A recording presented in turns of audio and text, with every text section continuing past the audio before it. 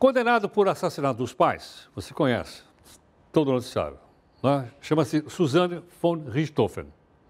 Ela agora é tema de um livro que foi liberado pela Justiça, é um livro biográfico.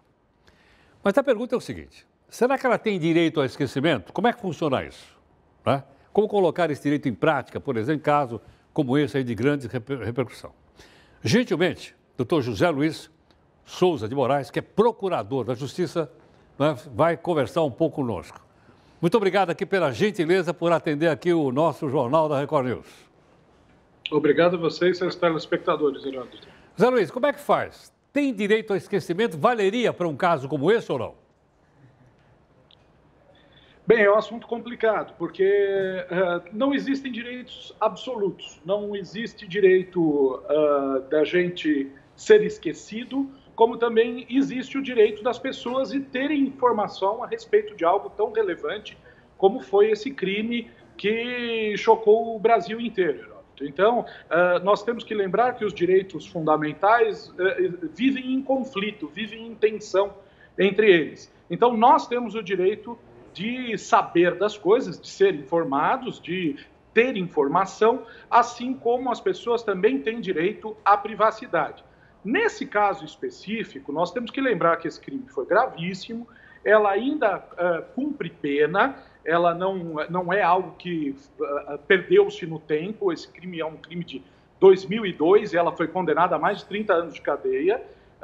Então, julgou aqui o Estado de São Paulo, no meu ponto de vista, de forma correta, de que ela não tem o direito ao esquecimento, porque nós temos o direito de saber informações, algumas informações a esse respeito, né? Mas não são todas as informações, não são todos os crimes, não são todas as pessoas que têm a possibilidade de ter a sua vida devassada por instrumentos de busca ou mesmo por informações quaisquer que sejam, Heródoto. Agora, Zé Luiz, a pessoa então cometeu o crime, foi processada, foi condenada, cumpre a pena.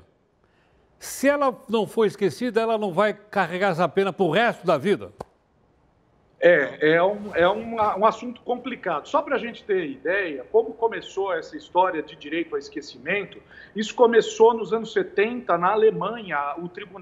A Corte Constitucional Alemã julgou um caso muito famoso de um soldado que havia sido condenado por um determinado crime. E esse tribunal alemão entendeu pela primeira vez na história que esse condenado tinha o direito de se ressocializar e tinha o direito de ser esquecido por todos e reconstruir a sua vida. Afinal de contas, ele já havia cumprido a sua pena. Mais tarde, há um novo entendimento desse tribunal a respeito desse mesmo caso, em que se levanta o seguinte: olha, peraí, nós também não podemos reconstruir a história e esquecer determinadas coisas. E as pessoas têm o direito de revisitar a história passada para se informarem a respeito de determinadas coisas. E até há uma comparação, Heródoto, daquela queima de livros perpetrada pelos nazistas durante a Segunda Guerra Mundial, ou até mesmo aquele livro, 1984, em que a história é reinventada por um determinado ministério, reinventando a história. Quer dizer, as pessoas têm o direito, sim, de ter informação, de saber as coisas que aconteceram, e a gente não pode esquecer, né? Vocês estão mostrando aí cenas de crimes que foram nacionalmente conhecidos e que afetaram todo o país. Quer dizer, não é uma possibilidade da gente esquecer totalmente isso, mas nós temos que sempre ter em mente que são direitos fundamentais, tanto nosso de ser informado, como dessas pessoas de refazerem as suas vidas, de se ressocializarem, mas nessa tensão aí, como é muito grave, como foram crimes muito graves, de grande comoção, são histórias que marcaram o nosso país e que não pode ter uma borracha que vai passar por cima disso tudo e apagar isso tudo. Não é possível isso acontecer, principalmente em casos tão terríveis como esses que aconteceram. Obviamente que nós temos que ter respeito por essas pessoas, não é porque essas pessoas estão condenadas e cumprindo as suas penas que elas não são merecedoras de respeito, porque elas não perdem todos os seus direitos fundamentais, muito pelo contrário. Elas têm direito à privacidade, têm direito à honra, mas também as pessoas têm direito, desde que respeitados essa privacidade e essa honra, sim, as pessoas têm direito a serem informadas e se informarem a respeito disso. Afinal de contas, são crimes que são chocantes em toda a história da humanidade. Quer dizer, o parricídio, matar os pais, matar o seu próprio filho, é algo de uma grande significação e de um grande clamor social e que não pode ser esquecido de uma hora para outra, simplesmente pedindo para que viremos a página e toquemos o barco, né? Não é possível fazer isso. Agora, Zé Luiz, se fosse absoluto com o direito, como você falou, não, tem direito a esquecimento, o Dom João VI, que teve aquele é o seguinte: faz favor, me esquece, certo ou não? Não me bota mais aí. Como é que nós vamos fazer a história do Brasil sem falar do Dom João no Rio de Janeiro? É isso aí. Assim como o presidente Figueiredo também, né? Quando ele deixa o cargo, ele fala: por favor, me esqueçam. Me esqueçam. Né? E nem se falava naquela época, pelo menos bem lembrado, bem lembrado, do direito ao esquecimento. Mas, de fato, a gente tem que ter a ideia de que os direitos fundamentais eles são uma corda, como se fosse uma corda tensionada mesmo, e que nós temos que analisar o caso a caso. Aqui, no caso que você falou, da von Richthofen, o Tribunal de Justiça, só para que os nossos telespectadores saibam, né, está havendo uma celeuma muito grande a respeito de um livro a respeito do caso dela. Exato.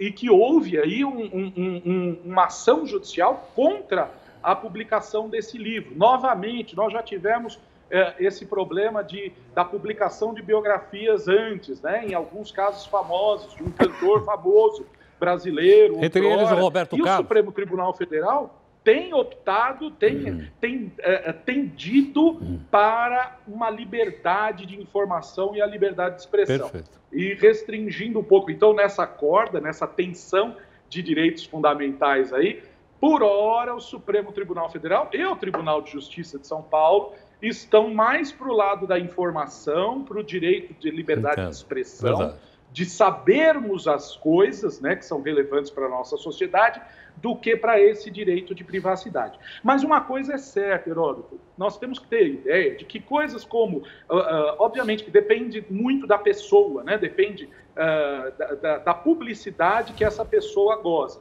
Quanto a pessoa, mais pública a pessoa menor é a sua circunferência de privacidade. Então, por exemplo, ninguém precisa saber do seu vizinho qual é a preferência sexual ou religiosa ou qualquer coisa dele. Mas, obviamente, com um político famoso, isso se torna mais relevante. É verdade. Então, essa esfera de privacidade, ela aumenta ou diminui conforme a exposição dessa pessoa. Então, um político, você saber dados, não sigilo bancário totalmente, mas saber sobre a possibilidade ou não dele ter enriquecido, o seu patrimônio, isso pode ser relevante para a sociedade. Agora, saberem o que nós dois temos, isso não é relevante para a sociedade. João Paulo, muito obrigado pela gentileza por ter atendido aqui o Jornal da Record News. Muito obrigado, foi uma honra falar com você e com seus telespectadores. Muito obrigado. O doutor José Luiz Souza de Moraes, procurador de justiça, conversando com ele. Qual é a sua opinião sobre isso?